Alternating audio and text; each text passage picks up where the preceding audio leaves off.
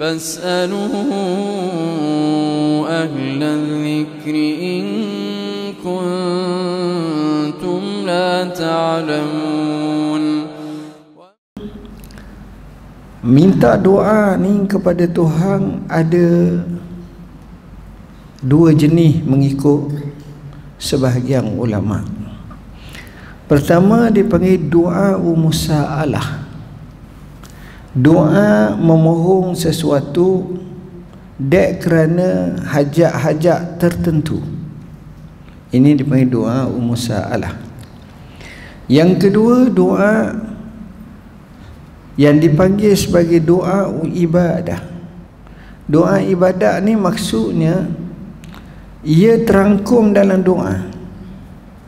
Contohnya bila kita baca Fatihah, kita sebut ihdinas siratal mustaqim. Itu doa kita kepada Tuhan untuk diberi hidayah oleh Allah. Ya, ini ibadah. Memanglah kita minta hidayah, tapi itu bentuk. Kita kadang-kadang kita telah baca dalam Quran, Rabbana atina fid dunya hasanah wa fil akhirati hasanah wa qina azabannar, tengah baca Quran. Ya, ini ibadah. Tapi memang kita niat untuk kita dapat syurga, selamat dari neraka, Allah beri kebaikan hidup dunia dan seumpamanya. Ini disebut macam itu. Bila dia faham macam ini, melainkan jika sekiranya dia ada masalah-masalah tertentu, iaitu baru dia angkat tangan, dia doa kepada Allah Subhanahu wa taala.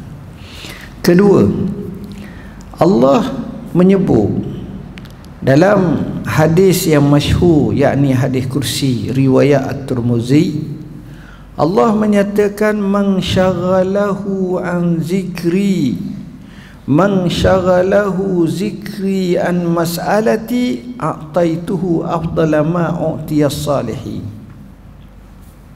Atau kama qala, siapa yang sibuk zikir kepadaku sehingga tidak sempat ataupun terlupa untuk mohon kepadaku hajat-hajatnya, nescaya aku akan bagi kepadanya lebih daripada aku bagi kepada orang meminta-minta. Orang ni duk minta-minta, orang ni tak minta, tapi dia beribadat, dia zikir dia kepada Allah, maka Allah Subhanahu wa taala kata, aku bagi orang ni lebih lagi. Kalau kita tengok kurniaan Tuhan, banyak yang tak minta dapat jauh lebih, yang minta pun lebih, tapi yang ni jauh lebih hebat lagi. Banyak tak kita tengok macam tu? Kita tengok banyak. Maka itu dalil menunjukkan bahawa Allah boleh bagi, dan bila Allah boleh bagi, maka disitulah berlaku keajaiban. Kerana itu pengesahan niat, pembetulan ibadat, maka amat penting disekalikan, yang akhirnya menatijahkan banyak kebaikan. Imam Abul Qasim Al-Qushairi telah membincangkan satu soalan berkenaan dengan khilaf ataupun perselisihan pendapat ulama, mana lebih afdal, kita diam, yakni kita senyap dan kita redha, atau kita berdoa kepada Allah. Sebahagian daripada mereka menjawab, doa kepada Allah itu adalah ibadah. Kerana apa?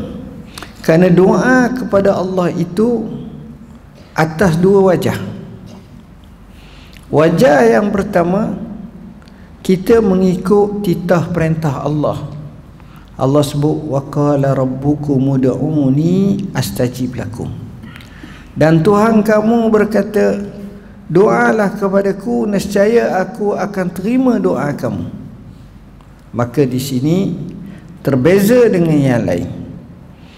Jadi kita patuh pada perintah Allah, kita akan dapat pahala. Yang kedua, dengan sebab kita berdoa, kita terkeluar daripada golongan yang rasa takabur. Innal ladzina yastakbiruna an ibadati, mereka yang angkuh daripada ibadat kepadaku. Para ulama mufassirin hampir kesemuanya berpendapat ayat ini ditujukan kepada orang yang tidak mahu berdoa kepada Allah. Dengan sebab itu Al-Imam Al-Hulaimi memberi pandangan bahawa doa kepada Allah ini adalah wajib pada setiap hari, supaya kita bersifat dalam istilah ilmu tauhid, iftiqarun ilaihi kullu ma siwa, iaitu semua makhluk berhajat kepada Allah, kepadanya, yakni Allah, untuk sebarang bentuk kehidupan mereka. Yang ini yang disebut. Dan kita mengiyakan sifat Allah, istighna an kulli ma siwa, Allah terkaya daripada segala-galanya. Allah tak berhajat kepada kita, tapi kita berhajat kepada Allah. Jadi melihat keadaan seperti itu, saya lebih cenderung kepada pendapat yang menyatakan doa adalah lebih afdal. Kenapa? Kerana kita mengambil hukum sebab, kerana petunjuk yang maha mulia Rasulullah yang agung Rasulullah SAW berdoa dalam kritika Nabi doa. Dan ada banyak tentang doa Nabi. Dia nak perang Badar, dia doa. Perang Uhud, dia doa. Perang yang besar seperti yang kita kenal, Khandaq, Nabi banyak doa. Nabi doa kepada Allah. Nabi doa kepada Allah. Nabi ajar. Bahkan para sahabat 1,000 sahabat lebih, 100,000 sahabat lebih, ada kata 124,000, ada kata lebih lagi, ketika melaksanakan ibadat Hajjatul Wada', haji penghabisan, selepas sahaja khutbah, Nabi masuk ke Mina. Nabi pergi berhampiran dengan masuk ke Arafah. Nabi pergi berhampiran dengan Jabal Rahmah. Dan Nabi banyak berdoa kepada Allah, sehinggalah waktu maghrib muncul, barulah mereka berangkat menuju ke Muzdalifah pada malam raya itu, ataupun pada malam 10 Zulhijjah. Tengok tuan-tuan, apa Nabi buat? Nabi doa. Nabi doa. Bila Nabi menjadi petunjuk dan pemimpin kepada kita, maka kita berdoa jugalah. Itu lebih afdal.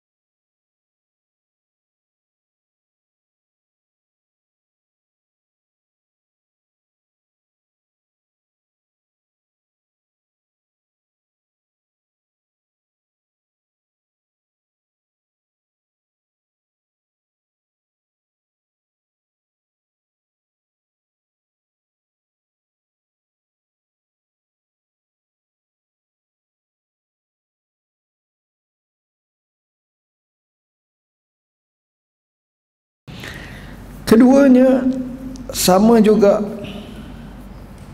dalam isu yang dibahaskan oleh ulama, orang sakit mana lebih afdal, dia berubat atau dia biarkan di bawah paksi takdir ilahi.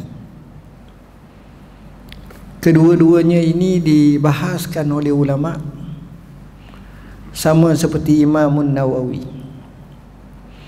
Pendapat yang paling baik adalah orang itu berubat kerana mengambil hukum sebab, di samping berserah kepada Tuhan dengan penuh tawakal dan rida kerana mengambil hukum natijah. Hukum sebab adalah hukum permulaan, iaitu kita berikhtiar, kita pergi bertemu doktor, kita dirawat, maka ini dipanggil sebagai hukum sebab. Tetapi yang kedua, selepas daripada kita mengambil hukum sebab, kita kena ada rida. Selepas kita usaha dan kita ikhtiar dan kita doa, kerana keputusan itu Allah yang tentukan. Bila Allah tentukan, pada masa itulah baru hati kita akan jadi tenang. Hati kita akan jadi tenang. Sebab banyak perkara yang berlaku itu di luar makrifah, di luar pengetahuan, di luar ilmu kita, yang mana selepas beberapa ketika maka terzahirnya hikmah-hikmah yang bila kita tekuni kali kedua, kita kata, ya Allah, begitu rupanya. Saya kadang-kadang tengok contoh sepasang suami isteri, Masya Allah baik, tapi mungkin berlaku dalam episod hidup dia tak baik, sampai kepada temperature yang amat tinggi, dan kedua-duanya bertaubat kepada Allah, beristighfar kepada Allah, begini, tapi hati tetap tak nak, sampai macam akhirnya berlakulah pemisahan, wal-iyazubillah, cerah. Tapi boleh jadi selepas daripada itu, kedua-duanya amat kuat taat kepada Allah, bau kena sejadah, bau kena sembahyang malam, akhirnya kedua-duanya baik. Anak pun terkejut. Kalau dulu masing-masing sibuk, masing-masing, sekarang ni dua-duanya baik gini-gini, tapi hidup tak boleh sama. Tapi seolah-olah berlaku perkara tersebut sebagai nuktah perubahan dalam kehidupan dia. Ada tak macam tu? Ada. Kan hikmah kita tak tahu. Hikmah kita tahu. Tapi inilah realiti kehidupan manusia. Kehidupan manusia ni kita tengok, dia tidak semestinya sentiasa kita kata kehendak-kehendak kita itu pasti dihikmahkan dengan hikmah-hikmah yang baik kesudahan. Tak. Banyak juga kadang-kadang kita tak tahu. Kita tengok, ya Allah, begini rupa-rupanya. Cuma kerja manusia sabar, kerja manusia syukur, kerja manusia redha, kerja manusia mengambil sebahagian daripada hukum sebab. Berlakunya perkara seperti ini dengan redha, dengan sabar, dengan syukur, dengan mengambil beberapa hukum sebab, maka ketika itulah kita kata itulah yang paling baik. Persoalan juga akan timbul masalah doa ataupun tidak, yang kita bincang bab adab tadi. Para ulama menyatakan paling afdal beri jawapan adalah kita melihat keadaan dan ahwal kita. Kita tengok suasana kita. Ada masa ketika itu doa lebih afdal daripada kita meninggalkan, terutamanya apabila berada di tempat-tempat yang afdal atau waktu-waktu yang afdal untuk didoakan. maka di situ doa jauh lebih afdal. Sebaliknya membiarkan dan meninggalkan doa itu dengan penuh redha juga mungkin afdal dalam situasi keadaan-keadaan tertentu. Mungkin tahmahan orang, mungkin kata-kata orang, mungkin jiwaan yang belum bersedia, mungkin datangnya rasa riak dan seumpama. Ini juga kena ambil kira. Oleh kerana itu, walaupun kita tengok apa yang berlaku, kita akan lebih tahu keadaan diri kita. Allah dalam bab doa ni, Dia suka kepada kita doa. Innallaha yuhibbu al-mulahhina fid du'a. Allah suka kepada orang yang penuh dengan ilhah ketika berdoa. Apa makna ilhah? Ilhah ni merayu-rayu, mendayu-dayu. Ya Allah, ya Allah, ya Allah. Tengah-tengah malam dia doa. Sebenarnya doa macam ini akan memberi kelebihan kepada seseorang dan Allah akan beri kepadanya kehendak-kehendaknya itu. Inilah adab ketika mana kita berdoa kepada Allah Subhanahu wa taala. Hikmah yang ke-170. Qala al-musannifu rahimahullahu taala, innama yuzakkaru man yajuzu alaihi al-ighfal wa innama yunabbahu man yumkinu minhu al-ihmal. Sesungguhnya yang diperingatkan itu untuk orang yang mungkin lupa, dan teguran itu hanya mereka yang mungkin lalai. Tuan-tuan dan puan-puan yang dirahmati Allah, hikmah ini hampir sama dengan hikmah yang kita pernah bincangkan dalam hikmah-hikmah awal. Kadang-kadang Allah beri sebuah ingatan kepada kita dek kerana kita lalai, dan kadang-kadang Allah Subhanahu wa taala beri peringatan kepada kita kerana kita lemah, kita leka, kita cuai. Ini semua berlaku dalam hidup.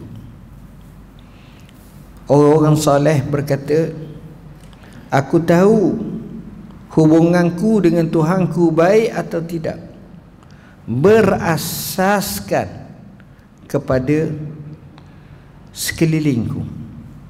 Kalau aku tengok isteriku perangai tak molek, mungkin aku akan muhasabah diriku. Kalau aku tengok kenderaanku bermasalah, aku akan tengok keadaan kelilingku. Kadang-kadang ini menjadi signal atau isyarat betapa hubungan kita dengan Tuhan kita ini kita boleh perkemaskan dan kita boleh perbaikikan. Jadi isyarat-isyarat daripada Tuhan ini kita jangan ambil leka. Isyarat-isyarat daripada Tuhan ini juga menjadikan kepada kita sentiasa bersifat kewaspadaan dan ingatan, dan menambahkan lagi kebaikan dalam ibadat kepada Allah. Bahkan apa yang berlaku kepada rakan-rakan, kepada sahabat-sahabat, kepada orang lain, sebenarnya menjadi cerminan kepada kita jika sekiranya kita mengambil faedah dan jika sekiranya kita mengambil manfaat dan jika sekiranya kita mengambil peringatan. Kadang-kadang kita tengok, kerana apa yang berlaku kepada dia tak mustahil berlaku pada kita. Tuan-tuan, saya contoh depan kita. Setiap hari kita dengar ada orang mati. Ada hak tua pada kita, ada hak muda pada kita. Tetapi kalau kita usur ke depan sikit lagi, ada yang mati husnul khatimah. Ada yang mati wal'iyazubillah su'ul khatimah. Jadi bila ada yang mati macam tu, bukan dia, betul dia, tapi macam mana kedudukan kita selepas daripada ini, kita tak tahu tuan-tuan. Sebenarnya nikmat yang paling agung yang Allah kurniakan kepada kita, apabila kita berakhir hidup kita dengan ibadah, berakhir hidup kita dengan penghapusan dosa, berakhir dengan hidup kita dengan kalimah la ilaha illallah. Kalau ini yang kita boleh, maka luar biasa. Ini yang kita nak tuan-tuan, ini yang kita nak. Dan perkara ni sebagaimana kata Al-Imam Al-Ghazali rahimahullah, pelambangan hidup kamu di dunia ni, itulah sebenarnya natijah kematian kamu dan akhirat kamu. Tuan-tuan nak tengok orang tu bahagia tak di akhirat, mudah je. Bahagia tak di dunia, mengikut neraca Islam lah. Kalau dia di dunia dia ni bahagia, dia ni okey, dia ni disenangi orang, dia ni disukai orang baik, bukan orang tak baik. Kalau orang tak baik, tak senang tu, itu bagus. Kenapa? Kerana itu tanda dia ni orang baik. Kita kalau semua orang suka kita, itu tanda kita jahat. Sebab orang jahat orang suka. Tak apa-apa, betul juga lah maknanya. Dia suka tu ikut ni. Kalau semua orang benci kita, tu tanda kita orang jahat. Sebab orang baik pun benci kat kita. Ni masalah juga. Kalau orang baik suka kita, orang jahat benci kita, itu baru betul. Itu baru betul. Kalau orang baik suka kita, orang jahat benci kita, betul tu. Sebab tak ikut selera dia. Tak ikut selera. Bila tak ikut selera ni memang payah. Dia awak macam mana? Rasulullah SAW dalam hidup dia, tuan-tuan tahu macam mana banyak sahabat kata, ya Rasulullah, kamu sebelum ini adalah orang yang paling aku benci atas muka bumi, tapi sekarang kamu adalah orang yang paling aku kasihi di muka bumi. Selepas mereka masuk Islam, bukan seorang, bukan dua, bukan tiga, bukan empat, bukan lima, begitulah ramainya. Itu hebatnya hidayah. Jadi Allah beri peringatan. Cuma kita tak nak peringatan tu yang menyusahkan kita, menyakitkan kita. Ada hikmah yang kita baca. Allah Ibn Atha'illahi Sakandari menyebut, min mulatafatil ihsan siqa ilaihi bisalasilil imtihan. Daripada sifat kasih sayang Tuhan yang penuh keihsanan kepada hambanya, akan diheret hamba tersebut dengan rantai-rantai ujian. Saya ingat saya cerita banyak kali. Saya masuk temu dengan banduang akhir, duduk dalam sel, cakap. Tuan-tuan tahu menakjubkan, dahinya hitam, sejadah terbuka, Quran ada.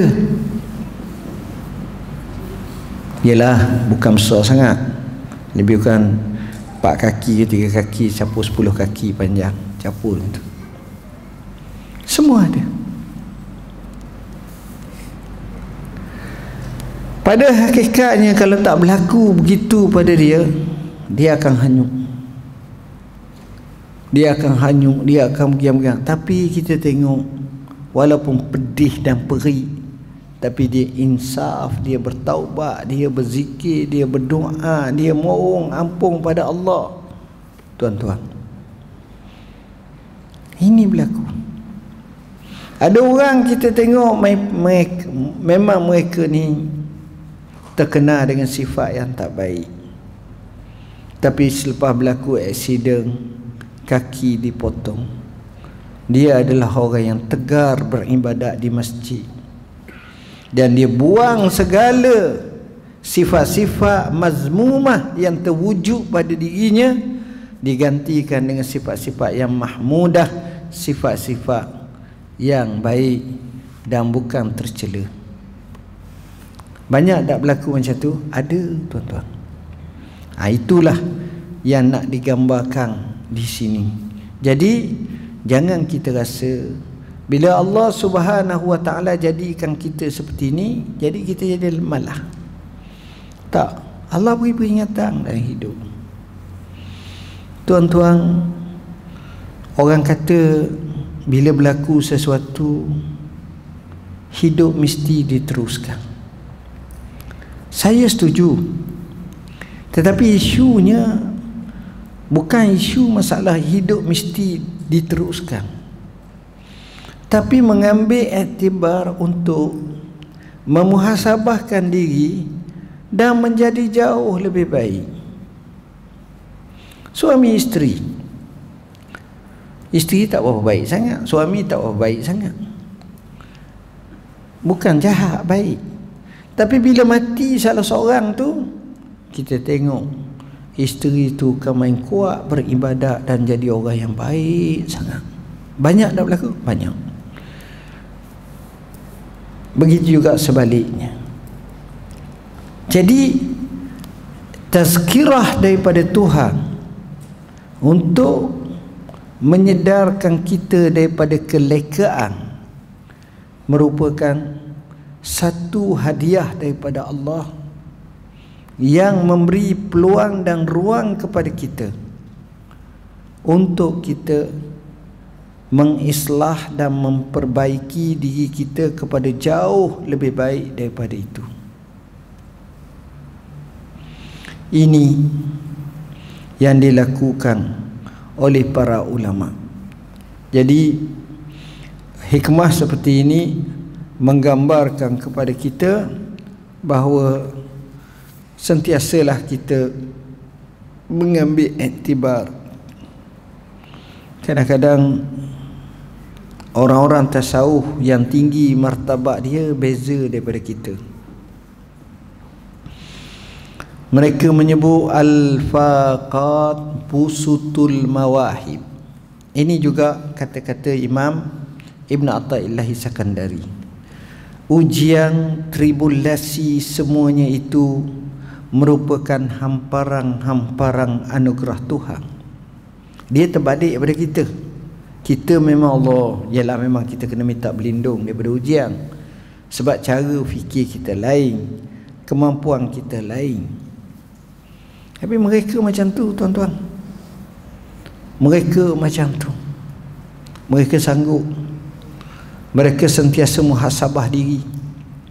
Mereka sentiasa ingat kepada Allah. Akhirnya mereka berjaya dalam hidup. Kemudian kita baca hikmah yang terakhir, hikmah yang ke-171 pada pagi ini. Wurudul faqat a'yadul muridin. Kedatangan ujian dan tribulasi bagai perayaan oleh ahli tasawuf. Kedatangan ujian dan tribulasi ini bagai perayaan oleh ahli tasawuf. Kenapa, tuan-tuan? Kerana di situ dia tidak diganggu. Orang fakir atau orang miskin dia tidak diganggu. Tapi orang kaya dia diganggu. Orang ni mari rumah, orang tu mari rumah, orang tu nak minta, orang tu gini. Tu orang kaya. Tapi orang fakir, orang miskin, orang tak pergi pun rumah dia. Di situ peluang. Seingatan saya kisah seorang ulama besar namanya Abu Yazid Al-Bastami. Dia 3 beradik. Tiga beradik ni semua ahli tasawuf suhu. Orang yang hebat, makamnya tinggi. Oleh kerana ramai sangat orang kat dia, dia tak tahan. Dia berjalan, dia buat macam dia gila. Dia sakut apa-apa. Lalu anak-anak, budak-budak ambil batu baling kat dia, kejar dia. Ni orang gila dan dia lari. Akhirnya orang-orang yang menyangkakan dia ni sebagai tok wali apa-apa ni, aku ingat tok wali apa gila. Orang abaikan. Bila orang abaikan, dia gunakan masa orang tak tengok lagi kat dia, dia abdi kepada Allah dengan sungguh-sungguh. Tapi ada sungguh hak gila, sungguh tu ramah. Hak gila sungguh. Ini cara sebahagian. Imam Ahmad bin Hanbal selalu berdoa kepada Allah, ya Allah, janganlah jadi aku orang yang terkenal, tapi lebih terkenal daripada orang minta, ya Allah jadikanlah aku orang terkenal. So Al-Imam Asy-Syafi'i rahimahullah pernah dikatakan menyebut, aku nak ucapan-ucapanku, hebat kenyataanku, apaku tidak dinisbahkan kepadaku. Tapi dia tetap orang nisbahkan, orang rojok kerana ilmu dia. Tapi tujuannya apa? Pertama, tak mahu ada riak, tak mahu ada takabur, dan tak mahu dikisahkan.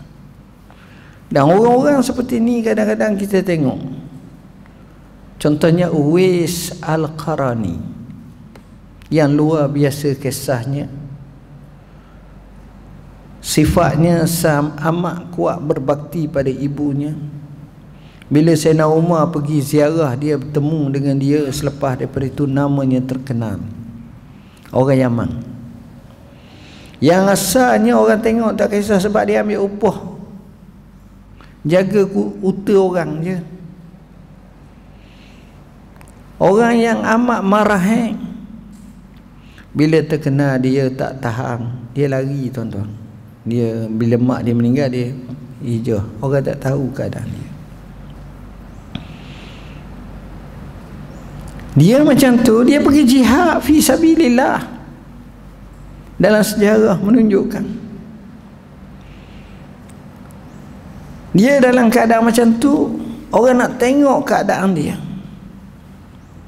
Kata seorang hamba Allah yang hebat, kalau tak silap nama Ar-Rabi' ibn Khusyai, yang para sahabat seperti Abdullah bin Mas'ud berkata kepada Rabi' ibn Khusyai, ya Rabi', lau ra'aka Rasulullah sallallahu alaihi wasallam la ahabbak. Ya Rabi', kalau kamu ni Rasulullah tengok, nescaya Rasulullah suka kamu. Dia tak ada lah sebab di zaman tabi'in kediam. Kata silap, satu hari kata dia masuk masjid. Cerita ni macam tak makul, tapi nak gambarkan boleh jadi berlaku. Dia tengok seorang lelaki semayang hujung biasa. Dia kata ni Uwais. Dia pun tunggu. Zaman dulu tak mari macam kita selamba je, selfie sekali, tak ada. Duduk tunggu. Kawan ni duduk semayang, duduk zikir. Lepas maghrib tunggu isyak, lepas isyak tunggu subuh, lepas subuh tunggu. Tak tahan. Akhirnya dia masih ibadat je. Akhirnya kawan ni kata, kalau begitu kita tak boleh ganggu orang macam ni. Dia berada dalam satu dunia yang lain, tuan-tuan. Dia berada dalam satu dunia yang lain. Masalah makan minum kita adalah agenda utama. Dia tak ada bilangan pun. Yalah, kalau tu kita kena raih. Kalau kita nak buat macam dia, mengamuk anak bini kitanya, tak tahan. Tapi dia dia. Ini biasa orang macam ni, dia keadaan dia sahaja. Sebab orang lain tak memungkinkan ikut macam dia. Kerana prosesan kehidupan dia, tamrin dan tarbawi yang dia lalui, begitu juga keadaan dia ni menyebabkan dia jauh beza dengan kita. Cakap kita cakap mana air? Dia tak tahu cakap. Kata air apa? Dia puasa. Allah Akbar.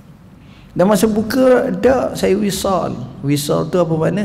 Sambung buka sahur dengan buka. Tak lagi tuan-tuan, kita tak boleh. Ini orang ni. Sebab itu dia punya keadaan dia tengok lain. Dia tak tengok macam kita tengok. Bagi dia hidup di dunia ni itulah keadaannya. Kemudian kita baca satu syair yang kita terjemah mudah. Mereka berkata esok adalah hari perayaan. Apakah pakaianmu untuknya? Dah esok nak raya beli pakaian, nak lagi baju baru berapa lah? Berapa pasang? Maka jawabku, pakaian kemuliaan hingga ke betis umpama kasihnya seteguk. Nak pakai apa? Pakaian kemuliaan.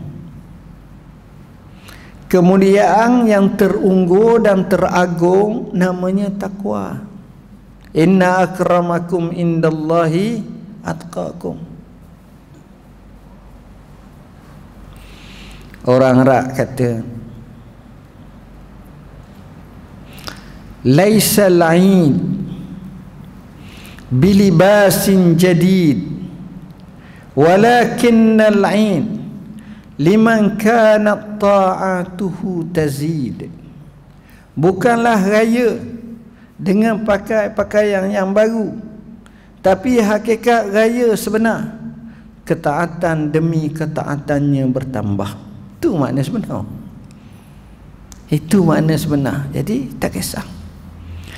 Kefakiran dan kesabaran keduanya adalah pakaianku di bawahnya. Atas dengan kemuliaan, bawah fakir dan sabar. Ini orangnya lain. Hati ini melihat kejinakan pada segala macam perayaan dan himpunan. Teringat hati memang suka sangat. Lebih layak pakaianmu itu digunakan bertemu kekasih tercinta. Pakaian nak temu kekasih. Hari yang rancak dengan ziarah menziarahi. Ni gambaran hari raya. Dalam pakaian yang dicabut, maka bagiku waktu untuk aku berusaha jika engkau menghilang wahai cita-citaku. Sebab itu puak-puak ni, masa-masa raya ni lah dia akan meningkatkan lagi ibadat kepada Tuhan. Contoh tuan-tuan, waktu mana paling sedikit jemaah di masjid? Waktu paling sedikit jemaah di masjid ialah pada waktu zuhur hari raya. Hari zuhur tu sikit. Tanya Tok Imam lah, ramai Tok Imam. Tok Imam pun tak ada melainkan Tok Imam hak bertugas. Kadang-kadang Tok Imam wakil dia tak bila. Lah aku pun mau hari ni gaji mau jaga orang tak ada. Tak ada. Tapi semayang orang pagi, semayang raya tu penuh kepok masjid. Balik ni hak dia di Salok ni. Balik daripada mana? Anak kerja di Kuala Terengganu balik, anak kerja di JB balik, anak kerja daripada Seriki balik, anak kerja daripada Yogyakarta balik, hak duduk di Phnom Penh balik, pakai balik penuh. Kereta pakai sewa semua sekali tu. Jadi 18 kereta depan rumah. Jadi keluarga suka. Pagi raya tu dia punya keluarga dia tu saja, masjid ni sesah boleh ke dia je, habis penuh. Ia pakai dengan soket Terengganu 4,000 selah, hak dia lapang kemah-kemah. Pakaian yang main penuh, dalam luar penuh, budak penuh. Oi ramai. Semayang raya pukul apa? Pukul 8. Sudah semayang pukul 8.30. Loleh-loleh kat pukul 9. 10, 11, 12, 1. 4 jam je lepas tu. Yang adanya Tok Bilal, Tok Imam, Tok Siok. Ada orang luar seorang. 3 makmum, 1 Tok Imam. Dan kalau kena surah ni, Tok Imam pakat dah dengan ni, Zuhur ni kita tutup kali kata. Dah surah kecil. Kita tutup kali, kita pakai mayang diri-diri lah, rumah macam-macam jemaah situ lah. Megi aku pun betul lah anak daripada Kuala Lumpur balik nak ajak pergi rumah ni. Sibuk tu tak. Jadi payah. Mereka ni tak, masa tu lah mereka ibadah. Sebab itu Junaid al-Baghdadi rahimahullah, hari raya betul-betul dia pegang sebeh. Allah, la ilaha illallah, la ilaha. Orang tengok ni, orang kata, tahu tak hari ni ya Syekh Abul Qasim, hari ni hari raya? Dia kata tahu. Tahu dah hari ni gini? Tahu. Dah, kenapa buat gini? Dia kata, sebenarnya saya buat macam ni bukan kerana lain. Saya buat macam ni semata-mata inilah bezanya kami daripada orang-orang awam lain. Dia ambil peluang untuk ibadat kepada Allah dengan sesungguh-sungguhnya. Tengok, beza tak? Beza. Ada seorang lelaki,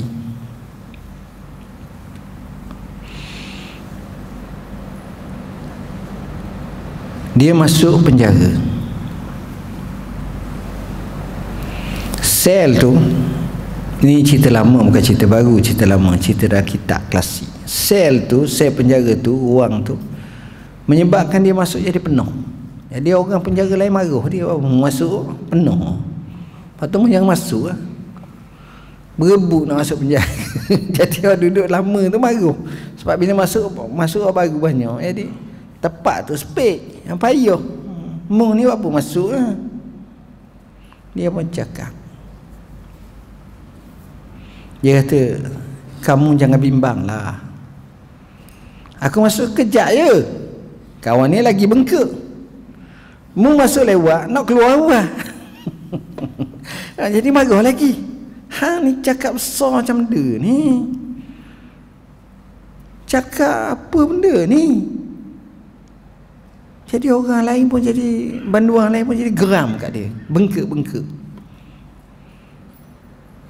Tapi dia biasa je. Apa yang dia buat selepas pada tu, dia pastikan arah kiblat dia semayang je. Allah. Lepas 2 rakaat, 2 rakaat, lepas 2 rakaat, 2 rakaat, lepas 2 rakaat, 2 rakaat, lepas 2 rakaat, 2 rakaat, lepas semayang je. Sudah semayang begitu lama tu, tiba-tiba wakil penjara datang. Mana awak tadi tu? Aina Bahraini. Mana orang Bahrain ni? Kata silap. Dia kata saya. Jom keluar awak lepas. Dia paling kepada banduang lain. Tidakkah aku kata tadi, aku keluar cepat sekejap. Itu baru bengkak sungguhlah. Allah baru teringat. Tengok tuan-tuan, dalam tempat macam tu orang lain memang akan menangis dulu, nengung dulu, tengok ke atas dulu, nak sesuatu tempat ni lain. Tapi dia tak. Allahu Akbar. Tengok cara mereka ni lain daripada kita.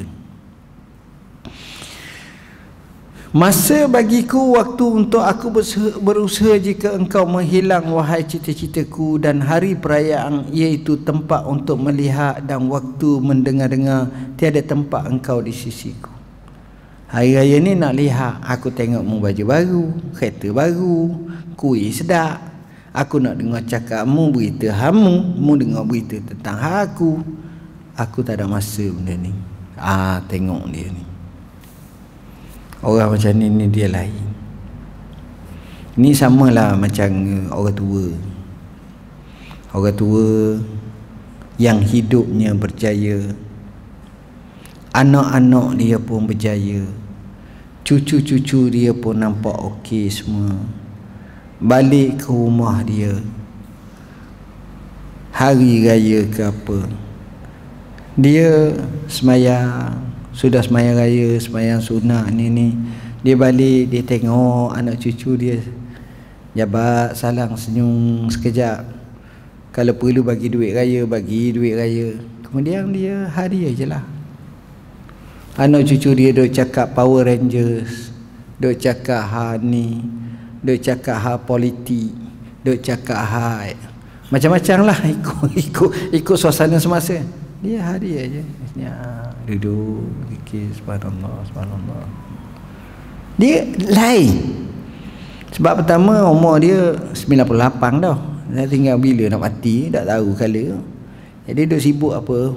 Bukan baru 29, 98. Apa benda lagi?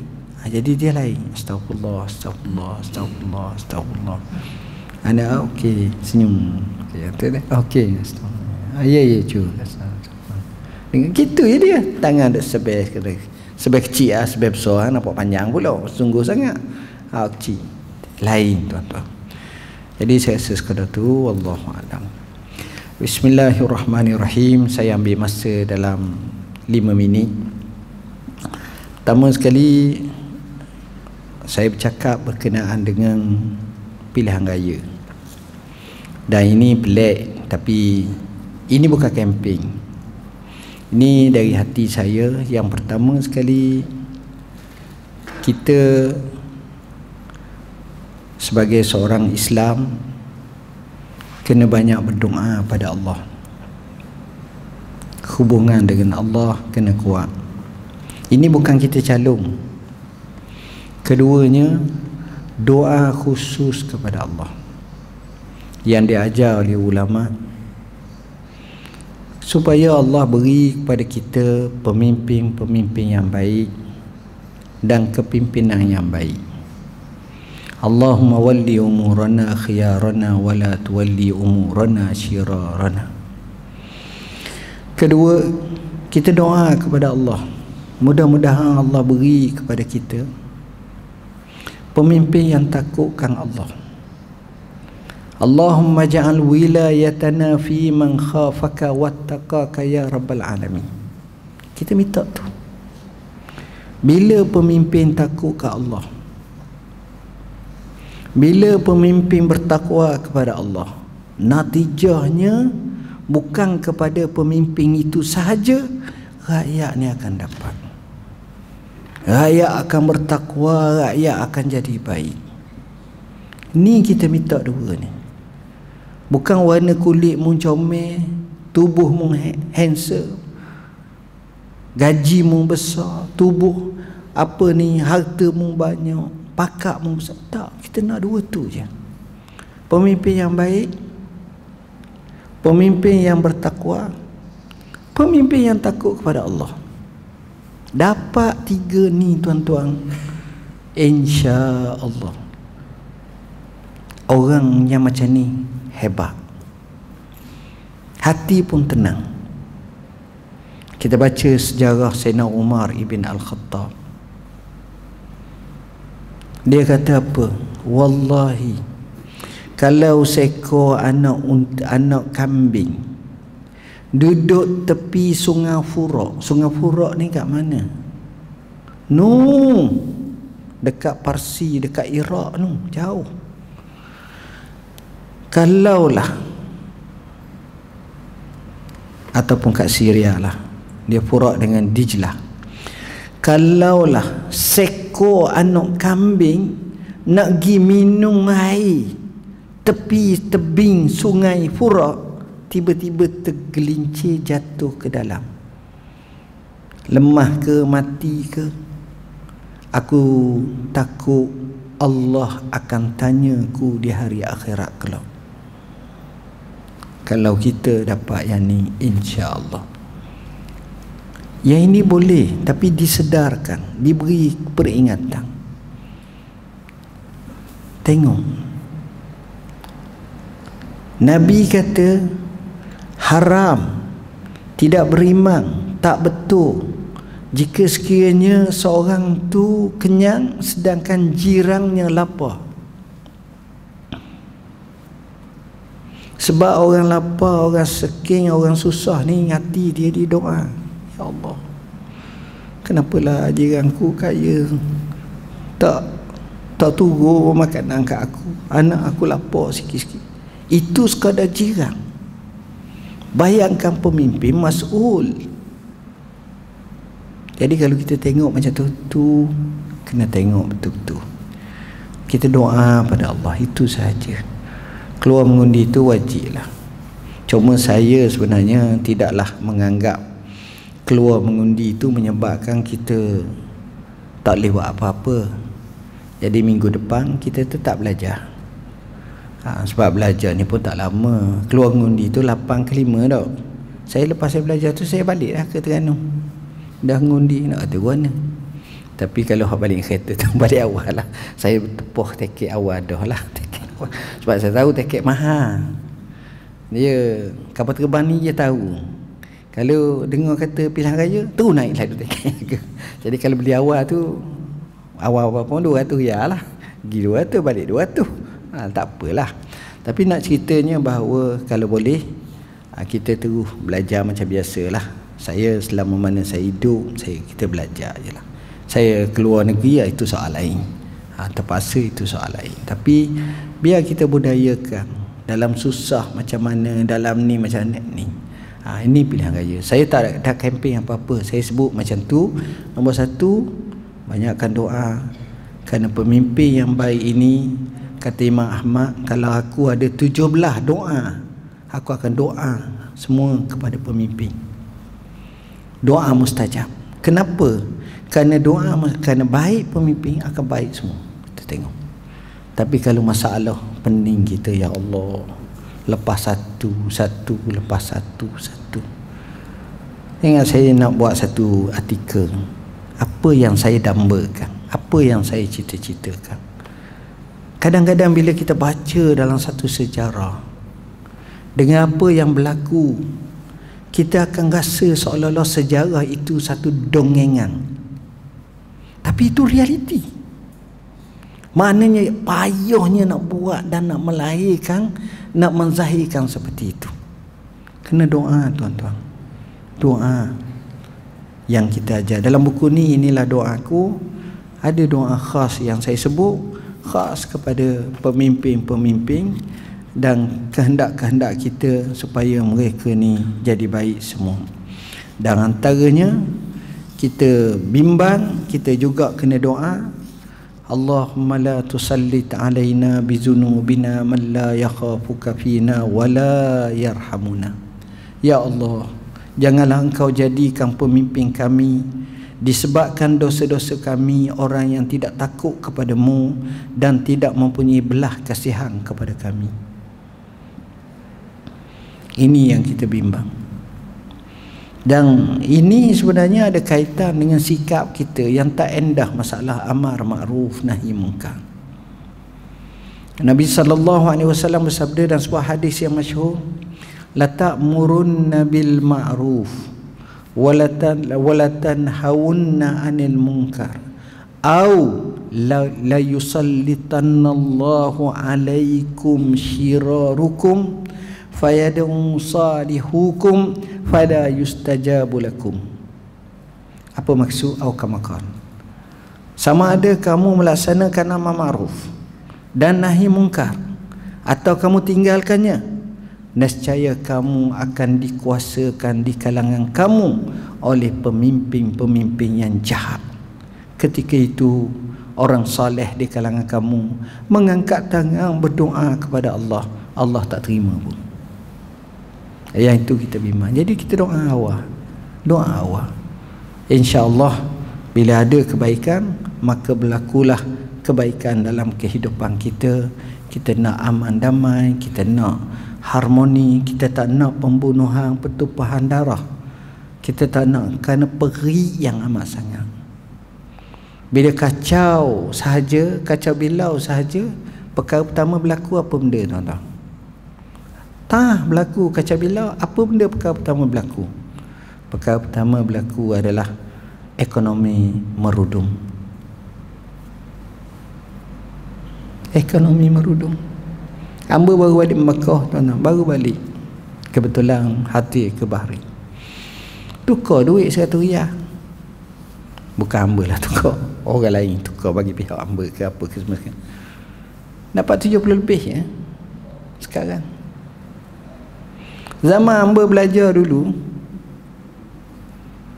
90, 91, 100 kita boleh jadi sampai kepada 140 riyal. Masa bukan jauh sangat pun. Ada orang sebaya dengan hamba, lebih tua lagi pun ada. Masa tu 140 riyal. Sekarang terbalik. Dan kita bimbang kalau jatuh lagi, kalau kurang lagi. Ini kena doa. Sebab itu kita harap betul lah kita nak ni. Susah. Masuk je transaksi luar negara, susah. Hamba pergi Bahrain, air seteguk pun tak beli. Keju, duit mahal. 1 dinar dia kat 10 ataupun 12 riyal kita, 12 ringgit kita. Boleh lah nak beli, nak gagah tu, bukan tak ada. Jadi rasa dah pertama makan percuma dah ada di hotel-hotel tu. Ini masalah. Kita doa pada Allah biar aman, jaga dia. Musuh akan suka bila kita bergaduh, perang saudara, pergaduhan. Allah wa na'iyazbillah. Masa tu kita bimbang. Tu satu. Dan bila luka ni nak baik tu payah. Kita kena hidup aman damai. Kita kena hidup saling hormat menghormati. Kita kena hidup memegang prinsip kehidupan. Kalau gitu okey, insya-Allah. Jadi kita doalah pada Allah, mudah-mudahan Allah bagi yang terbaik kepada negara kita, kepada pemimpin-pemimpin yang dipilih akan datang. Mudah-mudahan Allah hidayahkan mereka, Allah taufikkan mereka, Allah bagi mereka untuk menggalas tanggungjawab amanah dengan sebaik-baiknya. Itu saja yang saya nak sampaikan. Bismillahirrahmanirrahim. Allahumma ya Allah ya Rahman, faqihna fid din, alim ta'wil. Allahumma walli umurana khiyarana wa la tuwalli umurana syirarana. Allahumma la tusallit alaina bizunubina man la yakhafuka fina wa la yarhamuna. Allahumma ja'al wilayatana fi man khafaka wattaqaka ya rabbal alamin. Rabbana hab lana min azwajina wa dhurriyyatina qurrata a'yun waj'alna lil muttaqina imama. Rabbana atina fid dunya hasanah wa fil akhirati hasanah wa qina azabannar. Wa adkhilnal jannata ma'al abrar ya aziz ya ghaffar ya rabbal alamin. Wa sallallahu ala sayyidina Muhammadin wa ala alihi wasallam. Alhamdulillah. Wassalamualaikum warahmatullahi wabarakatuh.